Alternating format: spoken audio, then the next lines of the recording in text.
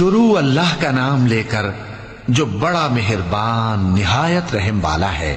جو لوگ کافر ہیں یعنی اہل کتاب اور مشرک، وہ کفر سے باز رہنے والے نہ تھے یہاں تک کہ ان کے پاس کھلی دلیل آ جائے، یعنی اللہ کا ایک پیغمبر جو پاک اوراق پڑھ کر سناتا ہے جن میں مستحکم آیتیں لکھی ہوئی ہیں، اور اہل کتاب جو فرقوں میں بٹے ہیں تو دلیل واضح کے آنے کے بعد ہی بٹے ہیں، حالانکہ ان کو حکم تو یہی ہوا تھا کہ اللہ کی عبادت کریں، اطاعت کو اسی کے لیے خالص کرتے ہوئے یکسو ہو کر، اور نماز قائم کریں اور زکوٰۃ دیں، اور یہی مضبوط اصولوں والا دین ہے۔ جو لوگ کافر ہیں یعنی اہل کتاب اور مشرک، وہ دوزخ کی آگ میں پڑیں گے اور ہمیشہ اسی میں رہیں گے۔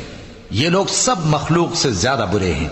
بے شک جو لوگ ایمان لائے اور نیک عمل کرتے رہے وہ تمام خلقت سے بہتر ہیں۔ ان کا صلہ